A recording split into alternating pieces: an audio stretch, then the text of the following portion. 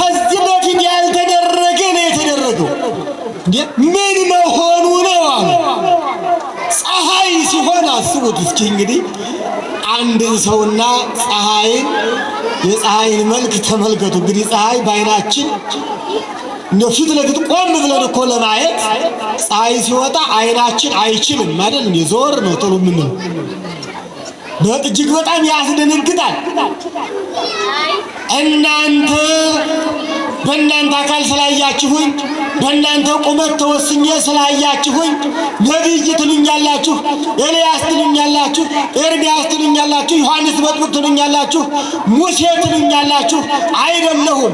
እኔማ ፀሐይን የፈጠርኩ አምላክ ነኝ፣ ብርሃንን የፈጠርኩ አምላክ ነኝ። ሁለንተናዬ ብርሃን ነው። እኔ እኮ የእናንተ ዓይን እንዲችል በሰው አካል ተገለጥኩ እንጂ እኔ ብርሃን ነኝ እያለ እኮ ነው ኢየሱስ ክርስቶስ። ብርሃን ነኝ። አምላክነቴን ስገልጠው እንደዚህ ነው። ሰማያዊነቴን ስገልጠው እንደዚህ ነው። ማየት አትችሉም። ስለዚህ ነቢይ አትበሉ እያላቸው ነው። ነቢይ አይደለሁም። መልሱ ይሄ ነው። ተመልከቱ፣ መልሱ ይሄ ነው። እኔ የብርሃን አምላክ ነኝ፣ እኔ ብርሃን ነኝ እያለ ነው ኢየሱስ ክርስቶስ። ብርሃን ነኝ ብሎ ብርሃን መሆኑን ብርሃን አድርጎ አካባቢውን ብርሃን በብርሃን አጥለቅልቆ ሁለመናውን ብርሃን አድርጎ አሳያቸው።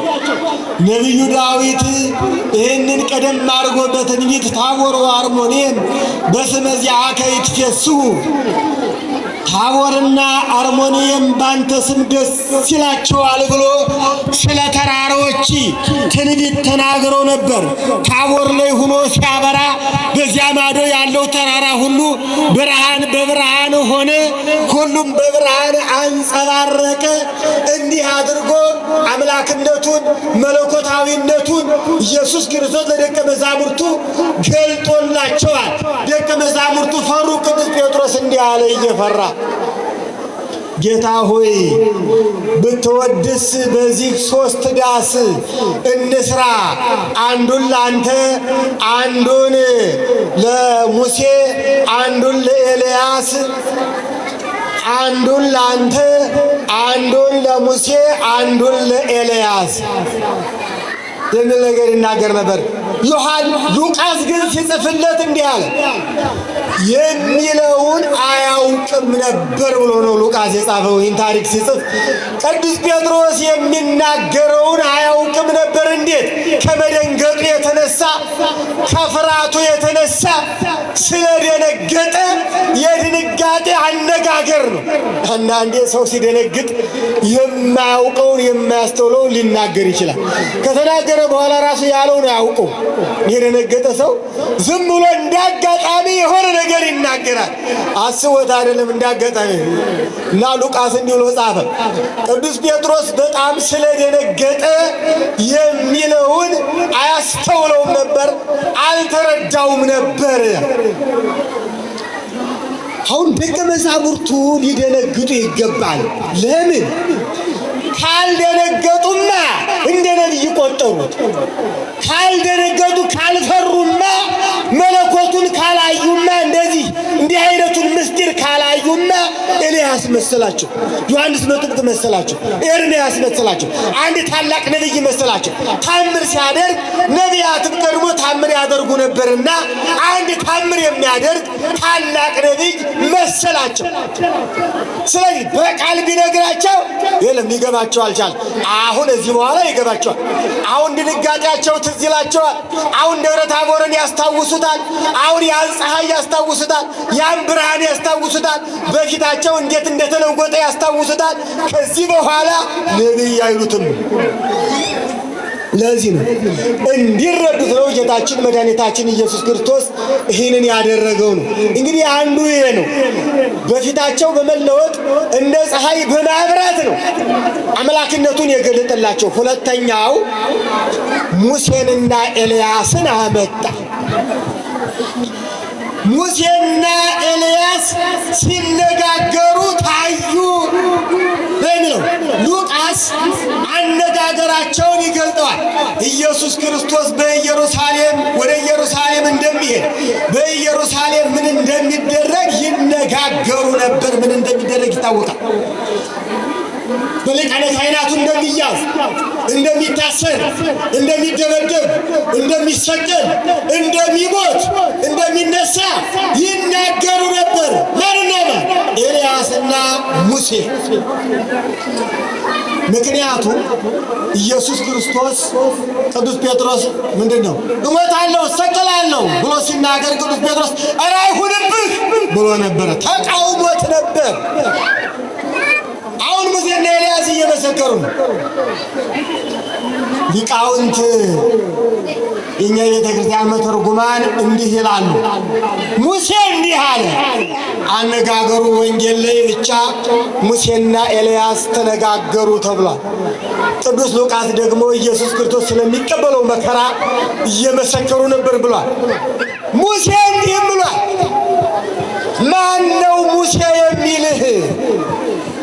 የኔን የሙሴን ጌታ ሙሴ የሚልህ ማን ነው? ሙሴማ እኔ ነኝ። ሙሴ እኮ ሙሴ መሆኑን ለመመስከር ነው የመጣው። ሙሴ እኔ ነኝ። የኔን የሙሴን ጌታ ማን ነው ሙሴ የሚልህ? አንተማ የኔ ጌታ ነህ። አንተማ የኔ ፈጣሪ ነህ። አንተማ የሰማይ አምላክ ነህ። ሙሴማ እኔ ነኝ ያለ ነው። ሙሴ እንደዚህ ነው የመሰከረው። ኤልያስ ነው ይለዋል ብለው ነበር አንዳንዶቹ። ኤልያስ ይሉት ነበር። ኤልያስም እንደዛው ነው እንዴ? ኤልያስማ እኔ ነኝ ያለ ኤልያስም ለራሱ እየመሰከረ ነው። አንተማ የኤልያስ ጌታ ነህ። ኤልያስን ነቢይ ያደረግከው ነህ። ኤልያስን በሕይወት የምታኖረው አንተ ነህ። ኤልያስን የምታመጣው አንተ ነህ። እንደዚህ ነው ምስክርነታቸው። አሁን ተመልከቱ። ኢየሱስ ክርስቶስ ሁለት ሰዎች ሁለት ነቢያት አመጣ።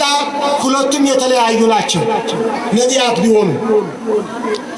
ሙሴ የሞተ ነቢይ ነው አይደል እንዴ? በኦሪት ዘዳግም ምዕራፍ 34 ቁጥር 5 እና 6 ላይ ስታነቡ ሙሴ ሞተ የሚል ታገኛለህ። በሞዓብ ተራራ ተቀበረ የሚል ታገኛለህ። ጌታችን ከመገለጡ በፊት ለ1600 ያህል ዘመን ቀድሞ የሞተ ሰው ነው ሙሴ። ከሞተ በኋላ 1600 ዘመን ካለፉ በኋላ ነው ሙሴን ያመጣው ማለት ነው። ስለዚህ የሞተው ሙሴ እኮ ነው የመጣው። እዚህ ላይ ሌላ የምንረዳው አንድ ነገር አለ። ሰው ከሞተ በኋላ እንደሚመጣ ወንጌል እየነገረን ነው።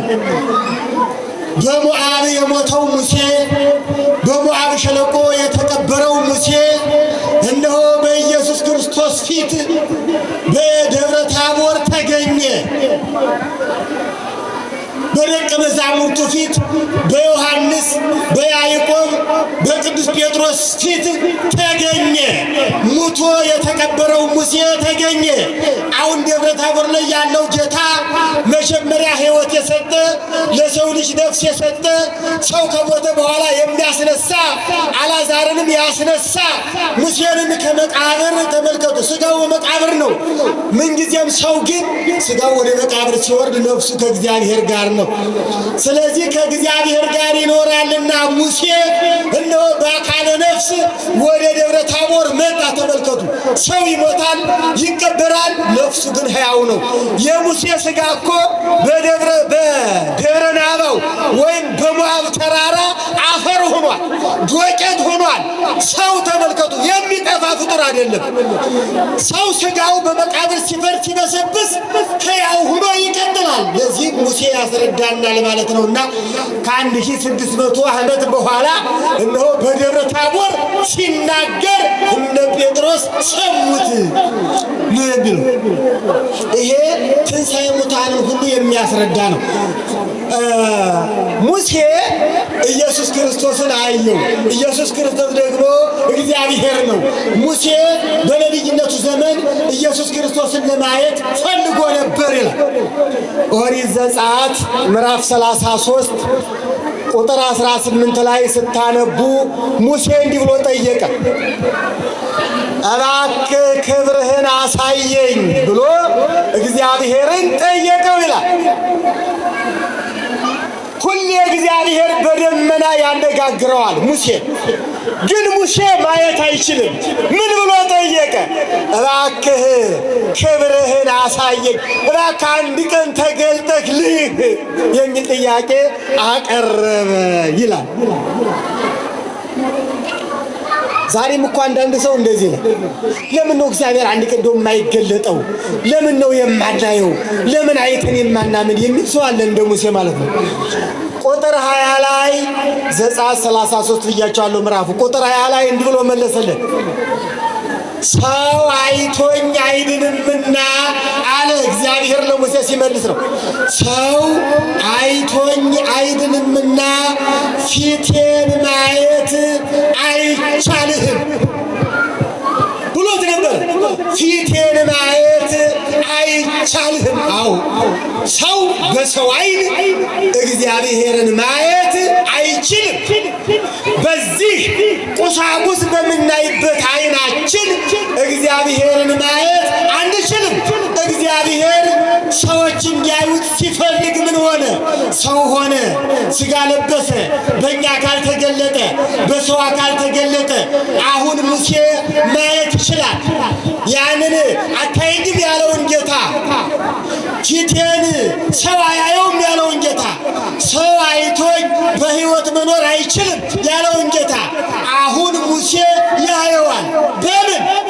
በሰው አካል ድንግል ማርያም ስለወለደችው በሰው አካል ስለተገለጠ እነሆ አሁን በደብረ ታቦር ሙሴ አይቶ ጠገበው።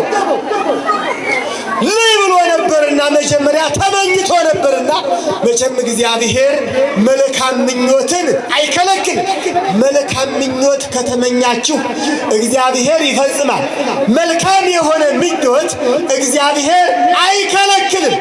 ኃጢአት ካልሆነ በስተቀር ተቃራኒ፣ የወንጌል ተቃራኒ ካልሆነ በስተቀር የመጽሐፍ ቅዱስ ተቃራኒ፣ የቃሉ ተቃራኒ ሲሆን ነው የሚከለክል እንጂ መልካም ነገር ለለመነ እግዚአብሔር አይከለክልም። ስለዚህ ለሙሴ አልከለከለው፣ ማየቱን መታየቱን አልከለከለው። ለዚህ ነው ወደ ደብረ ታቦር ያመጣው። ስለዚህ ሙሴ ተመልከቱ፣ ከሞተ በኋላ መጥቶ አየው። ስለዚህ ሙሴ የሞተ ሰው ነበረ እያልኳችሁ ነው። ሁለተኛው ነቢይ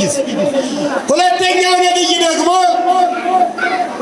በሁለተኛ ነገሥት ምዕራፍ 2 ላይ እንደ ተጻፈው ታሪኩ ኤልያስ በእሳት ሰረገላ ያረገ ሰው ነው። ኤልያስ ያልሞተ ሰው ነው።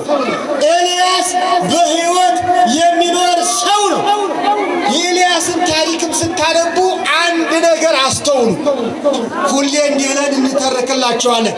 ሰው እንዲሞት አልተፈጠረም ነበር። አዳም ለሞት አልተፈጠረም ነበር። ትእዛዙን ሲተላለፍ አትብላ የተባለውን ዕፀ በለስ ሲበላ ሞተ ብለን እንተረካለን። አንዳንዱ እንዴ ሰው እኮ ሰው እስከሆነ ድረስ ይሞታል፣ ለምን ነው የማይሞተው ብሎ ሊጠይቅ ይችላል። በኤልያስ መረዳት ይቻላል። ተመልከቱ።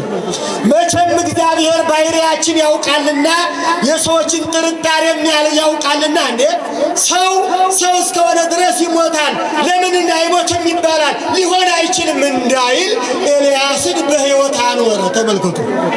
ኤልያስ እኮ ሰው ነው፣ ነገር ግን ሞት ያላገኘው ሰው ነው። እንዴት በሕይወት ኖረ? ሰው መጀመሪያም ሊሞት አልተፈጠረም፣ በኃጢአቱ ነው የሞተው። አያችሁ፣ እግዚአብሔር ሰውን ኤልያስን በሕይወት አኑሮ ሰው መጀመሪያ ለሕይወት እንደተፈጠረ አሳይቶናል ማለት ነው። አሁን ኤልያስን ነው በሕይወት የሚኖረውን ኤልያስን ነው ያመጣው ማለት ነው ኢየሱስ ክርስቶስ። ስለዚህ ኤልያስን አመጣው ደብረ ታቦር ላይ። ኤልያስም መሰከረ፣ ሙሴም መሰከረ፣ ኤልያስም መሰከረ። አሁን ተመልከቱ፣ ሙቶ የተቀበረው ሙሴም በሕይወት ደብረ ታቦር ላይ ታየ። ያልሞተው ኤልያስም በሕይወት ደብረ ታቦር ላይ ታየ። ስለዚህ ሰው ሙቶ ሲቀበር በሕይወት እንደሚኖር መረዳት አለብን። ይህን ያስተምረናል። ሙሴና ኤልያስ ተነጋገሩ አሉ፣ መሰከሩ። ሁለት ሁለተኛው ነው አምላክነቱን ሙሴና ኤልያስ እንዲመሰክሩለት ነው ያደረገው። ከዚህ በኋላ ጴጥሮስ ሰምቷል፣ ዮሐንስ ሰምቷል፣ ያዕቆብ ሰምቷል። ከታች የነበሩ ደቀ መዛሙርት ግራ ይጋቡ የነበሩ ደቀ መዛሙርት ተሰምተዋል፣ ተረድተዋል። እዚህ በኋላ ወርደው ያስረዳሉ፣ ያስተምራሉ። ስለሆነም ይኸው ጽፈውልናል ማለት ነው። ደቀ መዛሙርቱ ያዩትን የሰሙትን የተረዱትን ጽፈውልን ዛሬ እኔና እናንተ እንማራዋለን። በ2018 ዓመተ ምህረት ያለን ትውልድ ነን እንግዲህ እኛ ማለት ነው። ይሄ ታሪክ ከተፈጸመ በኋላ 2018 ዓመት አሳልፈ ታሪኩ ግን ሕያው ነው። ትምህርቱ ግን ሕያው ነው። ተመልከቱ፣ የተፈጸመው ያ ድርጊት ሕያው ነው። በየጊዜው የሚወለደውን ሰው ሲያስተምር እስከ ዕለተ ምጽአት ድረስ ይኖራል። ሁለተኛው ይሄ ነው። ሶስተኛው ምን ይላል?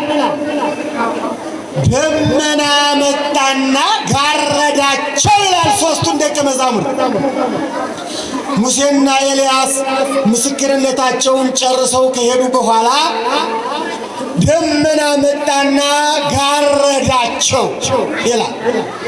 በደመናው እንዲህ የሚል ድምፅ ተሰማ፣ የምወደው ልጄ ይህ ነው፣ እርሱን ስሙት የሚል የእግዚአብሔር አብ ድምፅ በደመናው ተሰማ ይላል።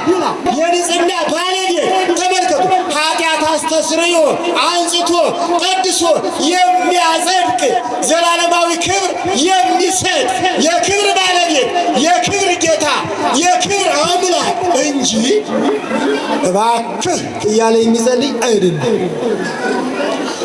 ኢየሱስ ክርስቶስ ሰው ሆኖ የሰራውን ስራ በዕለተ ዓርብ ጨርሶ እንዲህ አለ፣ ወይኔ ተፈጸመ ኩሉ፣ እነሆ ሁሉ ተፈጸመ አለ። አገልግሎቱን ፈጸመ። ዛሬ አያገለግልም ኢየሱስ ክርስቶስ።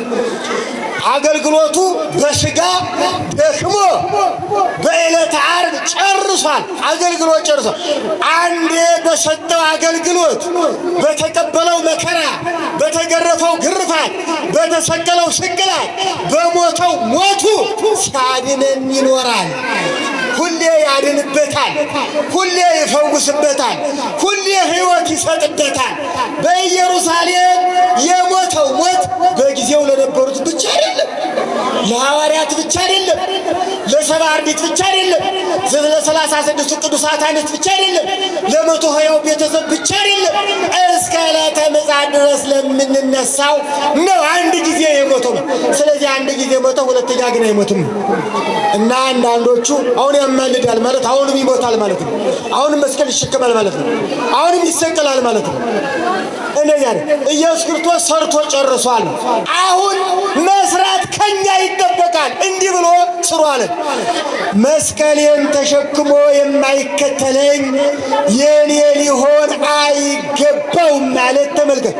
እያንዳንዱ የክርስቶስ ተከታይ እንደ ክርስቶስ መከራ መቀበል አለበት። አሁን የኛ ቤተ ክርስቲያን ጾም የምታበዛው ለዚያ ነው። ክርስቶስን እንድንመስል እኮ ነው። ጾም መከራ ነው። ቁሞ ማስቀደስ መከራ ነው። ማሕሌት መቆም መከራ ነው። ሰዓታት መቆም መከራ ነው። ጉልበት ይንቀጠቀጣል። ቁሞ ማደር መከራ ነው። ግን ከማን ጋር ተመልከቱ፣ ያስተባብራል። አዎ ድካሙ ከባድ ነው። በጣም ይደክማል። አስቀድሶ ሲጾሙ ውሎ ማስቀደስ በጣም ይከብዳል። ነገር ግን ከክርስቶስ ጋር ያስተባብራል። ጌታችን መከራ ተቀብሎ ስላዳንን ተመልከቱ። ሕይወት የሰጠን መከራ ተቀብሎ ስለሆነ ደክሞ ስለሆነ እያንዳንዱ ተከታይ ክብር ለማግኘት መድከም አለበት። ለክርስቶስ አይደለም። ምን ክርስቶስ ከኛ ክብር አይፈልግ፣ ሕይወት አይፈልግ፣ የሚፈልገው ነገር የለም። ነገር ግን ኃጢአት በምን ይሰረያል? እየዘፈነ ኃጢአት አይሰረይም። እየተዝናኑ ኃጢአት አይሰረይም። ኃጢአት የሚሰረየው እያለቀስን፣ ኃጢአታችን የሚሰረየው እየደከም እያዘን፣ ተመልከቱ፣ የምንወደው ገንዘባችንንም እያወጣን በዚህ ነው ኃጢአት የሚሰረየው እንጂ እንደው ንስሐ የሚሰጥ ካህን መቼም ለ7 ቀን ወይም ለ14 ቀን ተዝናና ብሎ ንስሐ ይሰጥ። እንዲህ ተብሎ ንስሐ አለ እንዴ? የለም። አይ ለ7 ቀን ዘናበል፣ ለ7 ቀን ዘናበይ ተብሎ ንስሐ የለም። ንስሐ ከሆነ ስገድ፣ ጉልበትህ ይድከም፣ ጹም፣ ንስሐ ለዚህ። ስለዚህ ንስሐ ከማን ጋር አንድ ታደርጋለች? ከክርስቶስ ጋር። ኢየሱስ ክርስቶስ እኮ መስቀል ተሸክሟል፣ ተገርፏል፣ መከራ ተቀብሏል። መከራ ተቀብሎ ነው ያዳነን ጌታችን መድኃኒታችን ኢየሱስ ክርስቶስና እንዲያው በቤተ ክርስቲያን ምናልባት ጾም ሲበዛ ይሄ አገልግሎቱ ሲበዛ ለምንድን ነው የሚል ጥያቄ ከተነሳባችሁ እንደዚህ ነው። አሁን ለማጽደቅ ነው፣ ለማክበር ነው፣ ኃጢአት ለማስተስረይ ነው። ኢየሱስን ተቀበል፣ ተቀብያለሁ፣ ድነሃል። ይሄ ጨዋታ ነው፣ ይሄ ቀልድ ነው። እንዲህ አይነት ወንጌል የለም። መስቀሌን የተሸከመ ነው ያለው እንጂ ኧረ ዝም ብሎ በቃል ብቻ እንዲሁ መናገር ብቻ። አንዳንድ ቀልደኞች አሉ። ንስሐ ግባ ይላሉ። እሺ ንስሐ ልግባ። ኢየሱስን ተቀበል፣ ተቀብያለሁ፣ በቃ ንስሐ ገብታ በቃ ጨርሳ። እቺ ጨዋታ ናት፣ ቀልድ ናት። ነገን እምላችሁ እናንተ በቃ ከወንጌሉ ወንጌል ምንድን ነው? ኢየሱስ ክርስቶስ ምን አይነት አራያ ነው የተወለደ? ምን አይነት ምሳሌ ነው የተወለደ? ምን አይነት ስራ ሰርቶ ነው እኛን ስሩ ያለው? እንዲህ አይነት ቀልድ አለ እንዴ? አይደለም። ደክመህ ነው እንጂ ጾመህ ነው፣ በመከራ ውስጥ አልፈህ ነው የምትከብረው። እንግዲህ ጌታችን መድኃኒታችን ኢየሱስ ክርስቶስ በእውነት ሰውነቱን ብቻ ሳይሆን አምላክነቱንም ተረድተን በሃይማኖት እንድንጸና ይርዳን። አውቀን ተምረን ስራ ሰርተን እንድንከብር የእግዚአብሔር አምላክ ፈቃድ ይሆንልን። ያስተማረን አምላካችን የተመሰገነ ይሁን። በደብረ ታቦር ከነበሩ ደቀ መዛሙርቱ ረድኤት በረከት ያሳትፈን።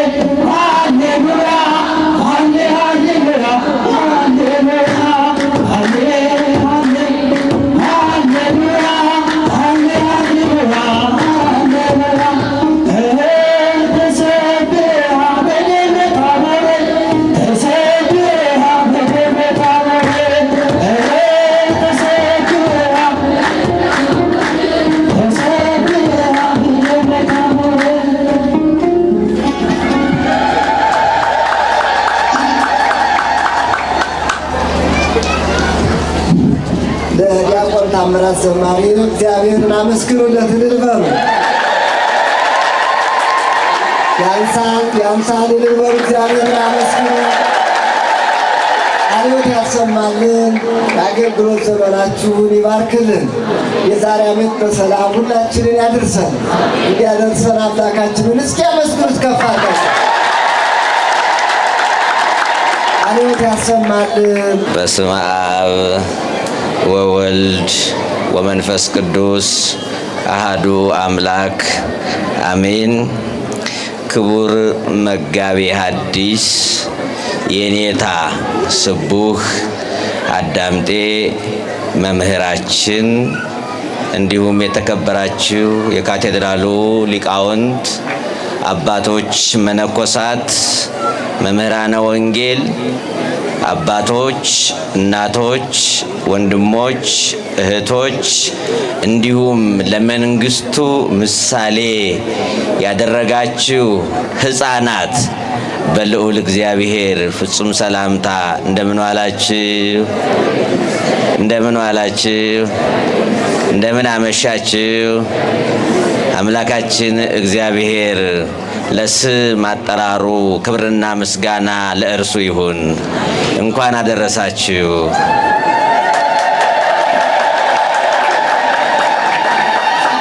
ካለው ሕዝብ አንጻር ይህ ድምፅ አነስተኛ ነው። እግዚአብሔርን ለማመስገን በድጋሜ እንኳን አደረሳችሁ። እጅግ በጣም ደስ ትላላችሁ። በእውነት ካመሰገናችሁ አመስግኑ።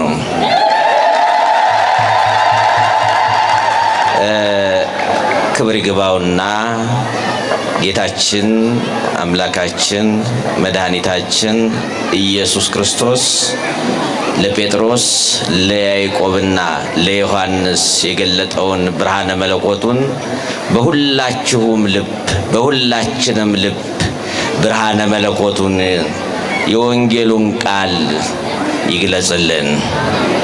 በእውነት ለነሱ የገለጸው ለነሱ ፍቅሩን ያሳየው ለነሱ ምስጢሩን የገለጸላቸው አምላክ ለሁላችን ይግለጽልን። የኔታ ስቡህ ባስተማሩት ትምህርት ላይ መምህራችን ናቸው፣ የኔም መምህሬ ናቸው። ስለዚህ በሳቸው ትምህርት ላይ ምንም የሚታከል የሚጨመር የሚስተካከል ትምህርት ሊሰጥ አይገባም፣ አይቻልም።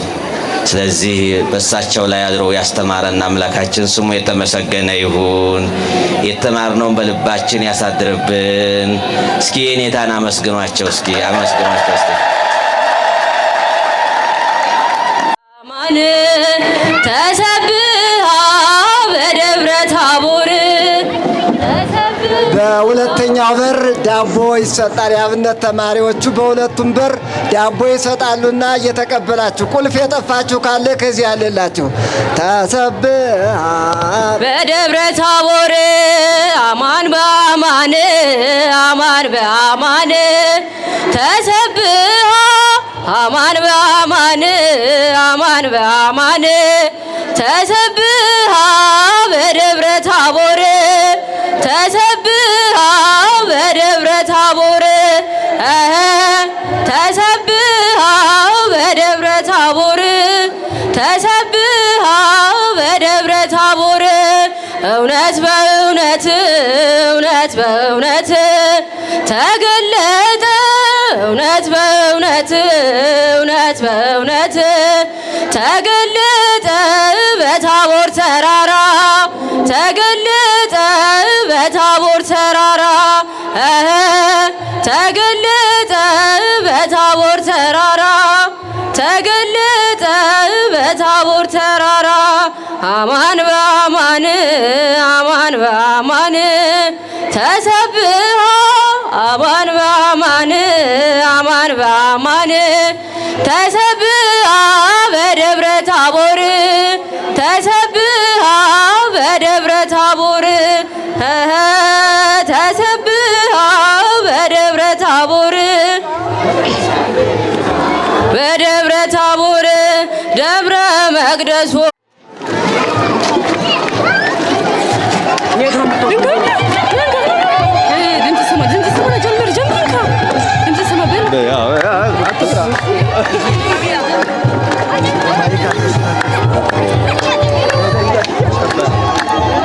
ድምፅ ሰማና በብሩህ ደመና ድምፅ ሰማና በብሩህ የቡሄው ብርሃን ለእኛ በራልን ቡሄ በሉ ቡሄ በሉ ልጆች ሁሉ የእኛማ ጌታ ያለን ፈጣሪ የሰላም አምላክ ትሑት መሐሪ በደብረ ታቦር የተገለጸ ድምፁ እንደ ብርሃን በርቶ የታየው ፊቱ እንደ ፀሐይ ያንጸባረቀው ድምፅህ ሰማና በብሩህ ደመና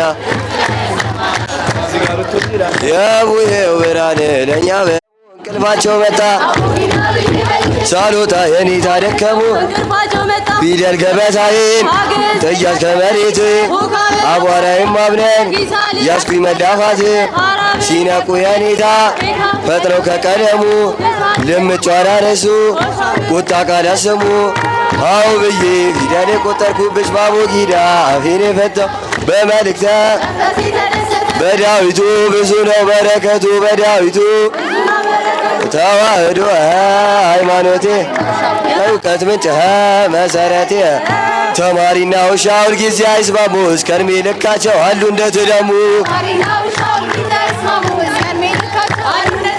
ተማሪና ውሻ ሁልጊዜ አይስማሙ እስከ እድሜ ልካቸው አሉ እንደተዳሙ